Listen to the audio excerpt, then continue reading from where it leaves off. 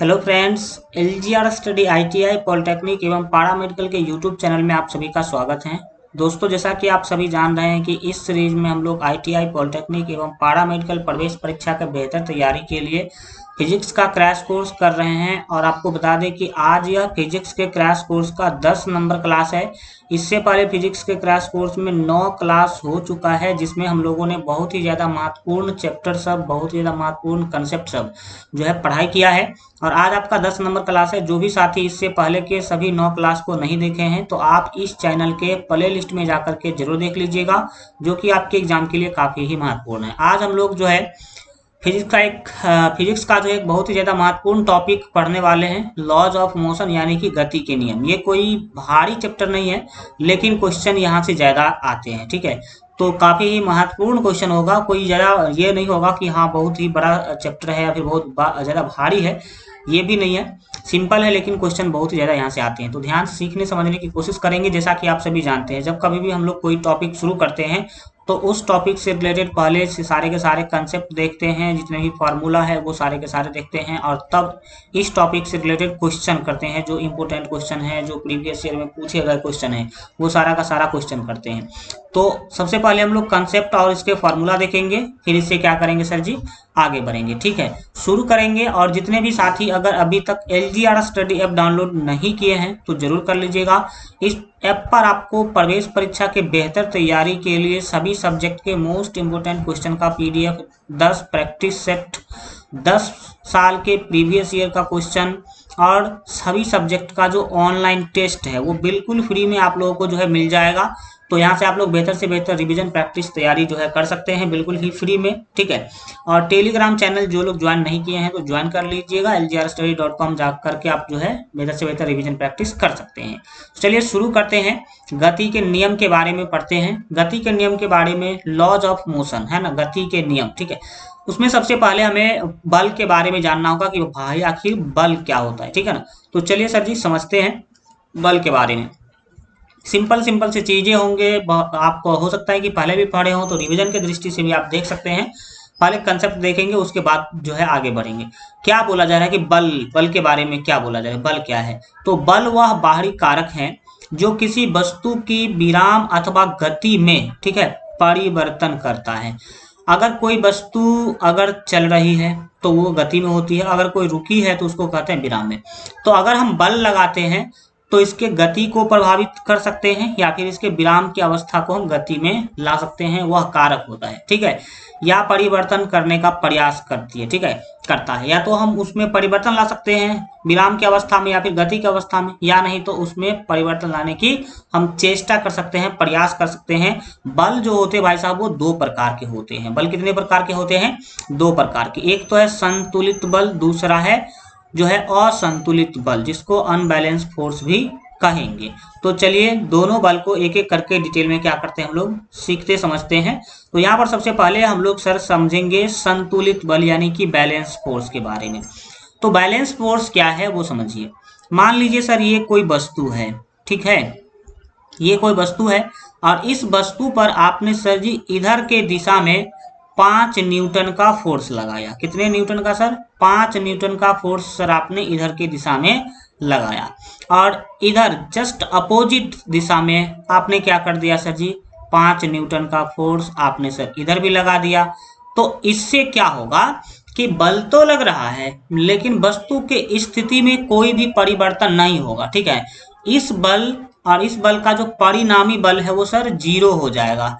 आप इधर 5 न्यूटन लगा रहे हैं, इधर भी 5 न्यूटन लगा रहे हैं, तो दोनों बल का जो रिजल्टेंट फोर्स होगा वो 0 होगा। वस्तु ना तो इधर जाएगी ना ही इधर जाएगी। ठीक है, तो यहाँ पर वही लिखे भी हम, जब किसी वस्तु पर एक है ना साथ कई बल कार्य कर रहे हो, आप 5 न्यूटन ऊपर भी लगा दीजिए, 5 न्यूटन नीचे भी लगा दीजिए, तो कई बल एक साथ इस वस्तु पर क्या कर रहा है, काम कर रहा है, तथा उनका परिणामी बल 0 हो तो बलों को जो है संतुलित बल कहते हैं। तब इस तरह के सारे बल को हम क्या बोलेंगे, संतुलित बल।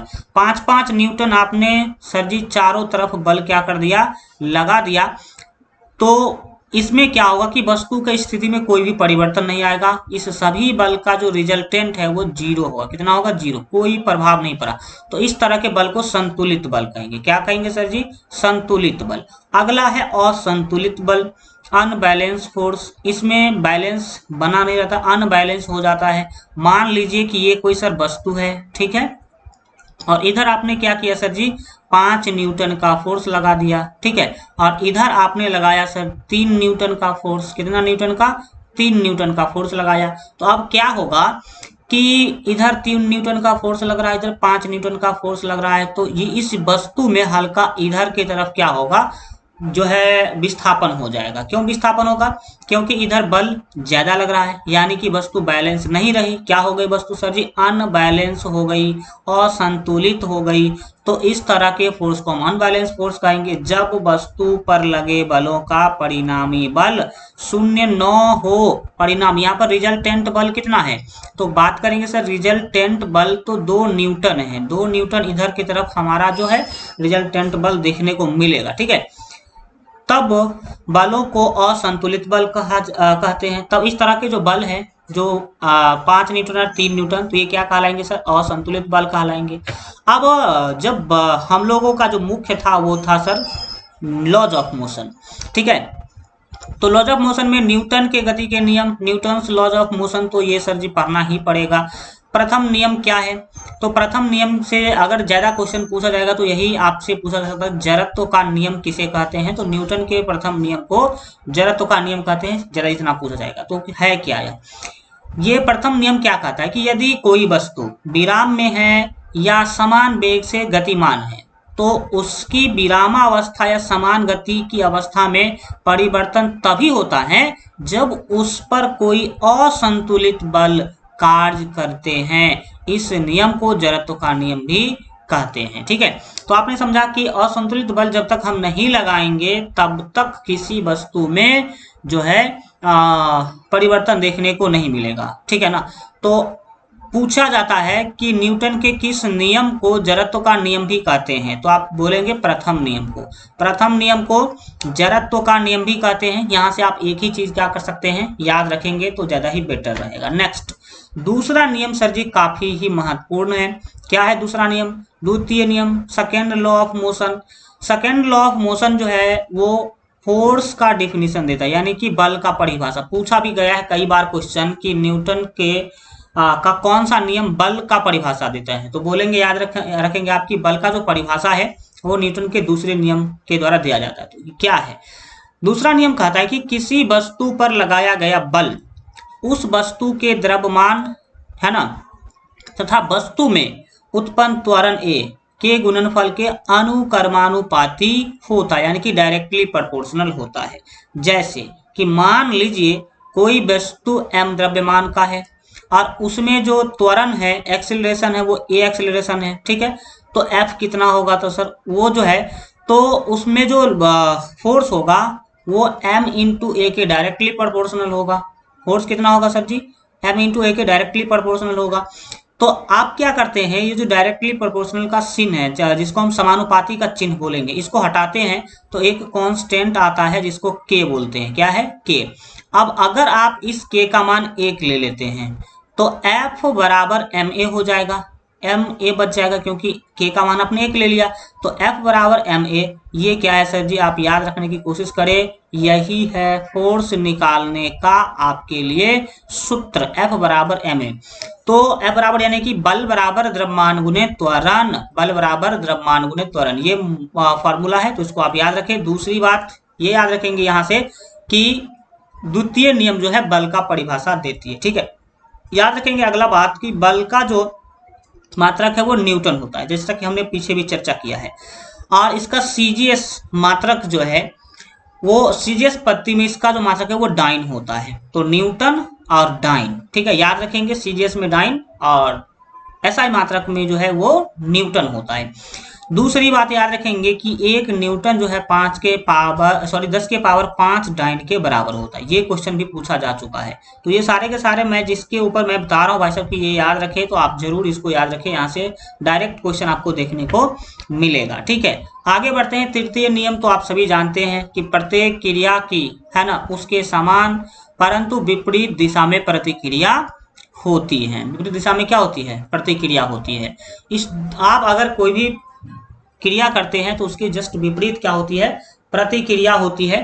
तो ये आप समझ सकते हैं, और इसी के कारण आपके जो बंदूक के गोली है आगे बढ़ पाती है, रॉकेट इसी लॉ के आधार पर काम करती है। तो ये सारे के सारे आप याद रखने की कोशिश करें। जैसे आप मान लीजिए कि किसी बेंच पे बैठे हुए हैं, ठीक है, आप इस बेंच पे क्या है भाई साहब, इस बेंच पे आप पाँव लटका के बैठे हुए हैं। तो आप क्या कर रहे हैं?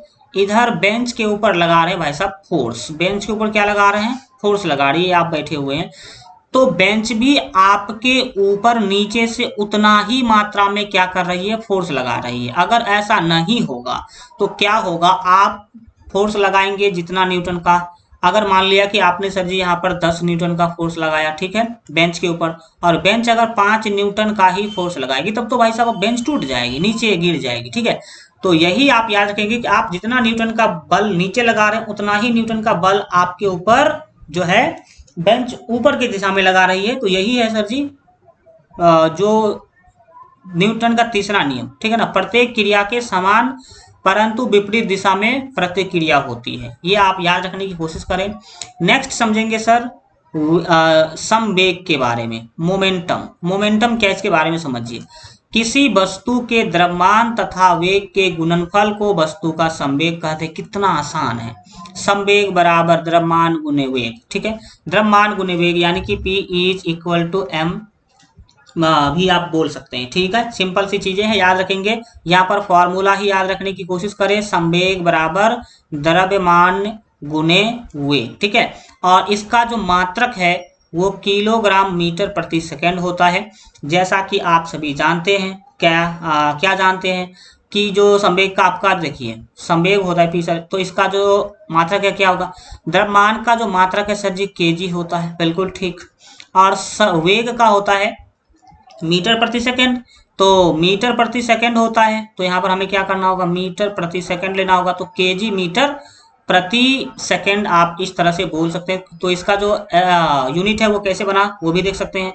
अथवा न्यूटन प्रति सेकंड होता है। न्यूटन प्रति सेकंड भी आप इसको क्या कर सकते हैं? बोल सकते हैं। ठीक है, आगे बढ़ेंगे। संवेग के बाद आगे बढ़ते हैं। अब संवेग परिवर्तन तथा बल में संबंध समझने वाले हैं। संवेग परिवर्तन क्या होता है और बल इसके अंदर संबंध क्या होता है वो जानेंगे। ठीक है, आप जानते हैं कि F बराबर ma होता है, बल बराबर क्या होता है सर जी? ma। ठीक है, और अगर आप u बराबर जो v बराबर u प्लस ए टी का यूज करते हैं, आपने ये पिछले क्लासों में पढ़ा होगा। ठीक है, v बराबर u प्लस ए टी, तो यहाँ पर सर क्या होगा? आप गौर से देखने की कोशिश करें तो आपको पता चलेगा कि सर ये जो आपके पास है ना, अगर इस समीकरण को हम सॉल्व करते हैं तो a का वैल्यू मुझे क्या मिलेगा? v minus u by T. इसको सॉल्व करेंगे तो क्या मिलेगा? v minus u by t. अब आप जानते हैं कि f बराबर होता है ma। क्या होता है? f बराबर सर होता है आपके f बराबर होता है ma। तो देख सकते हैं कि f का f है, m को हमने सर यहाँ पर m लिया है, और a का value v minus u by t. v minus u by t लेंगे तो f बराबर होगा m into v minus u by t. अब आपको mu हो जाएगा, सॉरी mv और mu इसको गुना करेंगे तो ऐसे हो जाएगा।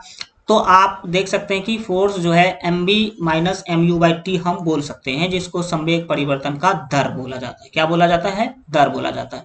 तो आप f बराबर mv minus mu by T याद रखें, आगे आपको बहुत ज़्यादा काम आएगा। अतः हम कह सकते हैं कि बल संवेग परिवर्तन की दर के बराबर होता है। यही सर जी संवेग परिवर्तन का दर है, और ये है सर जी बल। तो दोनों एक दूसरे के बराबर है कि नहीं? तो बोलेंगे यस सर, ये तो बहुत ही क्लोज और बराबर दिखाई दे रहे हैं। इसको लिखने की जरूरत आपको नहीं है, इसका पीडीएफ आपको हमारे मोबाइल ऐप पर जो है मिल जाएगा। अब जानेंगे आवेग के बारे में, इम्पल्स फोर्स, है ना, impulse of force. Impulse force क्या होता है इसको समझने की कोशिश करेंगे।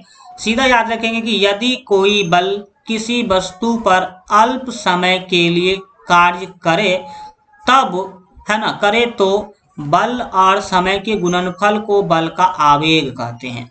बहुत ही कम समय के लिए अगर कोई बल किसी वस्तु पर कार्य कर रहा है तो उस स्थिति में बल गुने समय को क्या कहते हैं हम लोग? इम्पल्स कहते हैं, यानी कि आवेग कहते हैं। एक बार और, यदि कोई बल किसी वस्तु पर अल्प समय के लिए, मतलब बहुत ही कम समय के लिए कार्य करे तब बल और समय के गुणनफल को बल का आवेग कहते हैं। याद हो गया? समझ गए कि अगर कोई बल बहुत ही कम समय के लिए किसी वस्तु पर काम करेगा तो उस स्थिति में बल गुने, है ना, समय, देख सकते हैं, तब जो है बल और समय के गुणनफल को बल का आवेग कहते हैं। तो बल का आवेग बराबर बल गुने समयया अंतराल, यानी कि टाइम इंटरवल आप बोल सकते हैं। तो बल को, यानी कि बल आवेग को हम लोग आई से सूचित करते हैं, तो आई बराबर एफ टी होगा। और अभी जस्ट एफ का फॉर्मूला आप लोगों ने देखा है, m v minus m u by t. अगर आई बराबर एफ का वैल्यू अगर m v minus m u by t ले लेंगे, देख लीजिए यहाँ से देख लीजिए, एफ बराबर m v minus m u by t है, तो ये अगर वैल्यू रख देंगे तो आपको मिलेगा सर जी क्या? तो m v minus m u by t. अब आप इसको क्या कीजिए सर, एम एम दिखाई दे रहा है तो एम कॉमन ले लीजिए, तो आई बराबर एम इंटू, और सर टी से टी क्या हो जाएंगे? कट जाएंगे, तो यहाँ पर v माइनस यू बच जाएंगे। तो आई बराबर m into v minus u, ये फाइनल फॉर्मूला आप याद रखने की कोशिश करें। अतः हम कह सकते हैं कि बल का आवेग संवेग परिवर्तन के बराबर होता है। बल का जो आवेग है, जो आई है, वो संवेग परिवर्तन के बराबर होगा। इसका जो मात्रक है वो भी भाई साहब किलोग्राम केजी मीटर प्रति सेकंड होगा, अथवा न्यूटन प्रति सेकंड भी इसको कहते हैं। ठीक है, ये जो आपके मात्रक है वहां से तो जब थ्योरेटिकल क्वेश्चन पूछे जाएंगे तो पूछे ही जाएंगे। ठीक है, अब है प्रतिरोध बल, रेजिस्टेंस फोर्स। रेजिस्टेंस फोर्स क्या है? आप सर जी रोड पर चलते हैं, तो रोड पर चलते हैं तो आप रोड पे क्यों चल पाते हैं? क्योंकि रोड जो है वो रेजिस्टेंस फोर्स लगाती है आपके पाँव के ऊपर। ठीक है, आपके चप्पल या फिर जूते के ऊपर। अगर रेजिस्टेंस फोर्स नहीं होगा तो भाई साहब आप नहीं चल पाएंगे, आप जो है वो रोड के ऊपर नहीं चल पाएंगे, आप पिछल पिछल के गिर के समझ लो भाई साहब खत्म हो जाएंगे। तो यहाँ पर समझिए प्रतिरोध बल क्या है, जो रेजिस्टेंस फोर्स है वो क्या है। तो याद रखेंगे, यदि कोई पिंड, आप एक एग्जाम्पल के माध्यम से मैं यहाँ पर समझा रहा हूँ, कोई पिंड यानी कि कोई वस्तु क्या है, बालू यानी कि रेत आदि पर गिरता है। आपने क्या किया, यहाँ पर रेत का ढेरी बना दिया और यहाँ से कुछ एक वस्तु को क्या किया, गिराया, तो वो क्या करेगी, कुछ इस तरह से जाकर के धंस जाएगी। ठीक है, तो होता क्या है, तो वह अपने भार W बराबर mg के कारण बालू यानी कि रेत में धंसता जाता है, परंतु रेत द्वारा आरोपित प्रतिरोध बल R, प्रतिरोध बल को किससे सूचित करेंगे सर? R से। F को सीधा सीधा बल को F से सूचित करते हैं, लेकिन प्रतिरोध बल को R से सूचित करेंगे। तो बालू के द्वारा जो प्रतिरोध बल R लगाया जा रहा है उसके कारण वह कुछ दूर धंस कर रुक जाता है। सही बात है, हमने फेंका, नीचा फेंका तो ये बालू में कुछ दूर तक जाकर के यहाँ पर क्या हो जाएगा सर जी? अटक जाएगा। क्यों अटका? क्योंकि ये जो वस्तु है ऊपर से नीचे की तरफ बल लगा रही है और बालू का जो रेजिस्टेंस फोर्स है वो उसको ऊपर धक्का दे रही है, और जहां पर जाकर के बैलेंस हो जाता है वहां पर जाकर के वो क्या होता है सर? रुक जाता है। ठीक है, रुक जाता है। यदि बल R के कारण उत्पन्न मंदन A हो, जो नीचे से रेजिस्टेंस बल लग रहा है R, उसके कारण अगर भाई साहब मंदन रिटार्डेशन अगर A हो, तो न्यूटन के दूसरे नियम के अनुसार नेट बल जो है, कुल बल क्या होगा? तो R माइनस एम जी। ऊपर से आप सर कितना बल लगा रहे हैं? mg के बराबर बल लगा रहे हैं, तो R माइनस एम जी यानी कि m इंटू ए भी आप इसको क्या कर सकते हैं? बोल सकते हैं। ठीक है, तो ये याद रखने की कोशिश करें। नेक्स्ट आगे बढ़ते हैं, और यहाँ पर 1 किलोग्राम भार बल क्या होता है? तो ये बहुत सारे बच्चे नहीं जानते रहते कि 1 kg भार बल क्या है, 1 किलोग्राम भार बल क्या है। तो समझिए आप, यह वह बल है जिसके द्वारा पृथ्वी 1 किलोग्राम द्रव्यमान की वस्तु को ऊर्ध्वाधरतः अपनी ओर आकर्षित करती है। ऊर्ध्वाधरतः का मतलब पूरा सीधा सीधा। ठीक है, 1 kg का वस्तु सर आप लीजिए, उसको नीचे आप स्वतंत्र रूप से छोड़िए अब पृथ्वी के द्वारा 1 केजी के वस्तु को खींचने के लिए जो बल लगाया गया, फोर्स लगाया गया, उसी को हम 1 केजी द्रव्यमान कहते हैं। यहाँ पर आप देख सकते हैं वही बोला ही गया है कि यह वह बल है जिसके द्वारा पृथ्वी 1 किलोग्राम द्रव्यमान की वस्तु को ऊर्ध्वाधरता अपनी ओर आकर्षित करती है।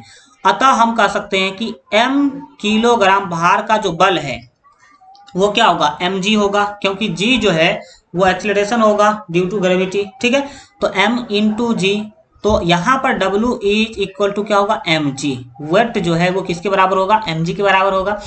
और इसी को भाई साहब 1 किलोग्राम बल को ही अगर न्यूटन में देखा जाए तो 9.8 न्यूटन कहते हैं, which is the value of g, जो कि किसका वैल्यू है सर, जी का वैल्यू है, ये आप याद रख सकते हैं। ठीक है, तो जी का वैल्यू 9.8 है। वो क्या है, 9.8 जो है 1 केजी के वस्तु को पृथ्वी जिस बल से नीचे खींच रही है वही है आपका एक, है ना, ये जी का वैल्यू 9.8। ठीक है, आगे बढ़ेंगे, आगे की चीजों को समझेंगे। अभी तक हम लोगों ने जो कुछ पढ़ा उसके बारे में कुछ जानकारी ले लेते हैं। भौतिक राशियां, उनकी एसआई इकाइयां तथा गणितीय सूत्र भी जानेंगे। 3 चीज जानेंगे। पहला, बल। बल का जो है एसआई यूनिट न्यूटन होता है। बल का जो फॉर्मूला है F बराबर ma होता है। दूसरा हम लोगों ने संवेग पढ़ा है, इसका होता है न्यूटन सेकेंड जो ऐसा यूनिट है, और P is equal to mv होता है इसका फॉर्मूला। भार का भी सर न्यूटन होगा। ठीक है, और भार को W से सूचित करते हैं तो W बराबर mg, अभी जस्ट पढ़ाई किए हैं। प्रतिरोधक बल न्यूटन बल है तो सर इसका तो ऐसा मात्रक न्यूटन ही होगा, तो F बराबर ma यहाँ पर ये कार्य करेगा। आवेग न्यूटन सेकेंड, आप इसका ऐसा मात्रक याद रखें। तो इम्पल्स फोर्स I बराबर क्या होगा sir, F into time interval. ठीक है ना, F इंटू टाइम इंटरवल, आप ये याद रख सकते हैं। ये कुछ फार्मूला है, ये सारे के सारे आपको F पर दे दिए जाएंगे। अब पढ़ते हैं आगे, संवेग संरक्षण के नियम को पढ़ने वाले हैं। ठीक है ना, कंजर्वेशन ऑफ मोमेंटम। तो कंजर्वेशन ऑफ मोमेंटम के बारे में पढ़िए, क्या होता है। इस नियम के अनुसार दो गोलों को टकराने पर टक्कर से पहले के संवेग का योग तथा टक्कर के बाद उसके संवेग का योग बराबर होता है। संवेग संरक्षण का जो सिद्धांत है ये क्या कहता है कि भाई साहब 2 गोला ले लीजिए। ठीक है, एक उसको रस्सी से सर लटका दीजिए, इसको भी सर क्या कीजिए, रस्सी से लटका दीजिए और उसमें टक्कर करवाइए। क्या करवाइए, टक्कर। तो क्या बोला गया, यदि इस नियम के अनुसार क्या होता है कि 2 गोला के टकराने पर टक्कर से पहले के, है ना, जो संवेग का जो योग है वो तथा टक्कर के बाद जो है संवेग का जो योग है वो दोनों बराबर होता है। ठीक है, यही है संवेग संरक्षण का सिद्धांत। अगर बात किया जाए, यदि m1 तथा m2 द्रव्यमान के 2 गोले के जो वेग है क्रमशः अगर बोल दिया जाए u1 u2 है, जो टकराने के पश्चात v1 v2 हो जाती है, तो सीधा सीधा याद रखेंगे m1 u1 plus m2 u2 जो है वो इक्वल होगा किसके, m1 v1 plus m2 v2। तो ये फॉर्मूला आप याद रखने की कोशिश करें। ठीक है, ये है संवेग संरक्षण के सिद्धांत। टक्कर से पहले का जो संवेग होगा वो और टक्कर के बाद का जो संवेग होगा वो, उसका जो योग है वो क्या होगा सर जी, बराबर होगा। अब यहाँ पर एक चीज याद रखेंगे कि यदि किसी वस्तु पर बाहरी बल 0 हो तो वस्तु का प्रारंभिक व अंतिम संवेग बराबर होते हैं, अर्थात संवेग नियत रहता है, संवेग में कोई परिवर्तन नहीं होता है। यह संवेग संरक्षण का क्या सर जी, सिद्धांत है। ये भी दूसरे तरीका से आप इसको भी इस तरीका से भी याद रख सकते हैं। आगे बढ़ेंगे और इसको कुछ अलग रूप में देखने की कोशिश करते हैं। यदि टक्कर के पश्चात दोनों पिंड संयुक्त होकर एक हो जाते हैं, टक्कर हुआ और फिर दोनों पिंड क्या हो गया भाई साहब, संयुक्त हो गया, मतलब मिलकर एक हो जाए, और उनका उभयनिष्ठ वेग भी हो जाता है। अगर उसका उभयनिष्ठ अगर वेग से भी हो जाता है तो आप याद रखेंगे कि m1 प्लस m2 इंटू भी बराबर m1 u1 plus m2 u2 के इक्वल होगा। तो इस जगह पे अगर u को हम सर LHS में रखते हैं तो ये RHS में ऑलरेडी बैठा हुआ है, तो m1 प्लस m2 नीचे क्या होगा सर आ जाएगा, तो u is equal to m1 u1 plus m2 u2 by m1 plus m2, ये क्या करेंगे सर याद रखेंगे। इस फार्मूला सबका यूज पड़ेगा अभी जस्ट जब न्यूमेरिकल क्वेश्चन देखेंगे हम लोग तब इस चैप्टर से रिलेटेड। अब दूसरा बात क्या है कि यदि पिंड टक्कर से पहले विपरीत दिशा में चल रहे हो, भाई साहब टक्कर से पहले विपरीत दिशा में चल रहे हो, एक पिंड इधर के दिशा में भाग रहे हो, एक इधर के दिशा में भाग रहे हो, तब जो u का वैल्यू होगा इसमें कोई ज्यादा बड़ा वाला परिवर्तन नहीं होगा। इसी फॉर्मूला में जो ये प्लस दिखाई दे रहा है, प्लस की जगह पे क्या हो जाएगा सर माइनस हो जाएगा, क्योंकि डायरेक्शन क्या हो जाएगा जस्ट अपोजिट हो जाएगा वहां के। तो ठीक है, तो यहाँ पर आप प्लस की जगह पर क्या कर देंगे माइनस कर देंगे। आइए कुछ महत्वपूर्ण चीजों को अब क्या कर लेते हैं जानते हैं। अब लिफ्ट से रिलेटेड क्वेश्चन यहाँ पर आपसे पूछा जा सकता है, तो क्या है लिफ्ट में खड़े व्यक्ति के भार के बारे में बार बार क्वेश्चन पूछा जाता है। तो पहला जो कंडीशन है वो क्या है, यदि लिफ्ट विराम में है तो जो आर होगा वो इज इक्वल टू mg होगा। जब लिफ्ट जो है तो रेजिस्टेंस फोर्स क्या होगा mg के बराबर होगा।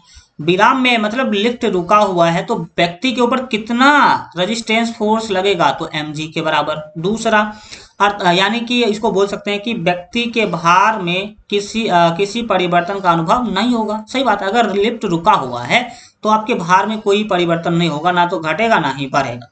लेकिन यदि लिफ्ट ए त्वरण से ऊपर जा रही है, लिफ्ट जो अगर ए त्वरण से क्या कर रही है ऊपर बढ़ रही है, तब वहां पर जो रेजिस्टेंस फोर्स है माइनस mg हो जाएगा, तो वो होगा सर ma के बराबर। यानी कि रेजिस्टेंस फोर्स जो है वहां पर मानव के ऊपर कितना लगेगा m इंटू जी प्लस ए। तो याद रखेंगे यहाँ पर अगर ए त्वरण के साथ लिफ्ट ऊपर जा रही है, ठीक है, तो वहां पर जो रेजिस्टेंस फोर्स होगा m इंटू जी प्लस ए के क्या होगा सर इक्वल होगा। यानी कि भार बढ़ा हुआ प्रतीत होगा। अगर लिफ्ट ऊपर जा रही है तो आपका जो वजन है वो बढ़ जाती है, क्या हो जाती है बढ़ जाती है। ठीक है, आगे बढ़ेंगे। यदि लिफ्ट ए त्वरण से नीचे आ रही है तब सर नीचे अगर आएगी तो भार आपका कम हो जाएगा और mg माइनस आर के इक्वल होगा ma। तो ये वाला फॉर्मूला याद रखेंगे, r is equal to m into G minus a के इक्वल आपका भार होगा। और याद रखें कि भार आपका घटा हुआ प्रतीत होगा, यानी कि आपका अगर 55 kg है तो उसे कम मालूम पड़ेगा आपको। ठीक है, अगला कंडीशन ये भी हो सकता है कि यदि लिफ्ट की डोरी टूट जाए तो जी त्वरण से नीचे गिरेगी, तो उस टाइम पर जो रेजिस्टेंस फोर्स है भाई साहब जीरो हो जाता है। रेजिस्टेंस फोर्स अगर लिफ्ट का डोरी टूट गया भाई साहब, ठीक है, तो धड़ाम से आप नीचे गिरेंगे, वहां पर कोई रेजिस्टेंस फोर्स नहीं होगा, कोई आपको रोकने वाला नहीं होगा, कोई बचाने वाला नहीं होगा। ठीक है, अर्थात याद रखें कि व्यक्ति को अपना भार शून्य प्रतीत होता है। आप सीधा 0 kg के मालूम पड़ेंगे और आपका भार शून्य हो जाएगा। तो यहाँ से चीजें पूछे जा सकते हैं कि यदि लिफ्ट की डोरी टूट जाए तो व्यक्ति का भार कितना महसूस किया जा सकता है, तो शून्य। कितना सर जी शून्य 0। उस टाइम पर आपका भार कोई मालूम ही नहीं पड़ेगा। ठीक है, क्योंकि आप लिफ्ट के साथ साथ नीचे गिरते रहते हैं। ठीक है, तो ये आप याद रखने की कोशिश करें। अब इस चीजों को हल्का याद रखें।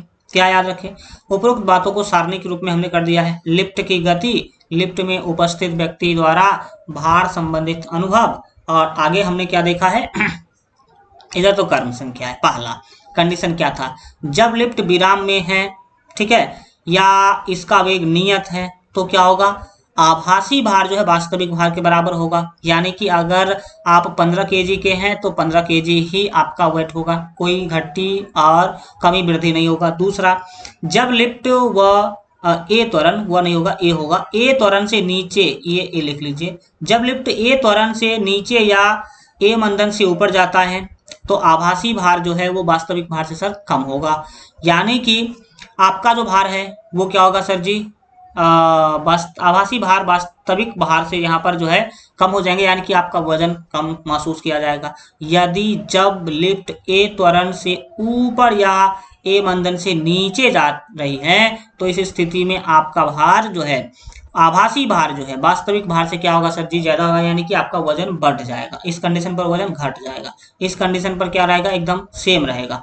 और जब लिफ्ट जो है गुरुत्वाधीन हो, अर्थात लिफ्ट की डोरी टूट जाए, ठीक है, तो क्या होगा, धड़ाम से आप गिरेंगे और आभासी भार आपका क्या होगा, 0 होगा, मतलब आपका कोई वजन ही नहीं वहां पे काउंट किया जाएगा। ठीक है, नोट में यहाँ पर एक चीज याद रखने की कोशिश करें, आभासी भार से तात्पर्य है वह भार जो लिफ्ट में उपस्थित व्यक्ति द्वारा अनुभव किया जा रहा है।